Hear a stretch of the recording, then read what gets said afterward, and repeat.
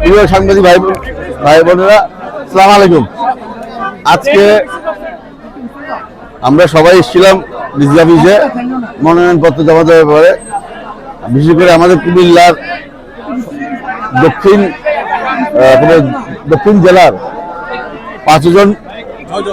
6জনই আসছে এখানে।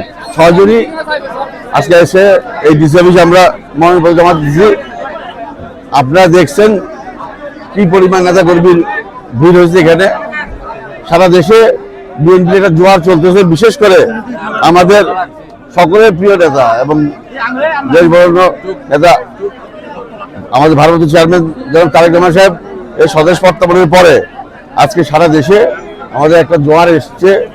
আমরা সবাই উদ্বুদ্ধ এবং ইনশাল্লাহ নির্বাচনে এই জোয়ারেই আমাদের কুমিল্লার 11টা সিটের মধ্যে আশা করি আমরা 11টা সিটই পাবো। এই আশা প্রকাশ করে আমি শেষ করেছি। সবাই কিন্তু দোয়া চাই আর ধানের শীষে ভোট চাই। আসসালামু আলাইকুম। আসলে এরকম অবস্থা, আমরা সবাই সাথে বসছি। আমাদের দলটা অনেক বড় দল, এখানে অনেক যোগ্য নেতা কর্মীরা আছেন, সবাই মনোনয়ন আশা করেন। সবাইকে তো মনোনয়ন দেওয়া যায় না।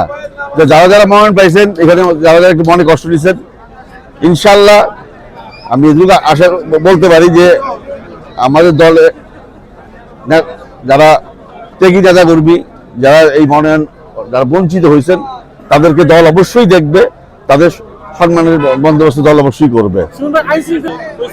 দেখেন, আমরা তো সবসময় চেষ্টা করতেছি আমাদের নেতা কর্মীদেরকে শান্ত রাখার জন্য। আমাদের ভাইস চেয়ারম্যান সাহেব দেশে এসে প্রথম যে বক্তব্য দিচ্ছেন, সেখানে উনি 3বার বলছেন শান্তি শান্তি শান্তি। উনি দেশে শান্তি চান এবং আমরা উৎসব মুখর পরিবেশে নির্বাচনটা করতে চাই। অনেকেই চেষ্টা করতেছে যেন নির্বাচন না হয়, ঘোড়া পানিতে মাছ শিকার করার চেষ্টা আছে। বাট আমরা আমাদের নেতা কর্মীদের সবাইকে বলছি ধৈর্য ধারণ করতে। আমরা সবাই ধৈর্য ধারণ করতেছি এবং ইনশাল্লাহ একটা সুন্দর পরিবেশেই এই নির্বাচন সম্পন্ন। দেখেন, এটা তো আর ঠিক এইভাবে বলা যায় না, তবে আপনারা সবাই বুঝের মানুষ, কে বেনিফিট হবে, কারা নির্বাচন না হলে কাদের যে সুবিধা হয়, সেটা আমার বিশ্বাস মানুষ বুঝতে পারে।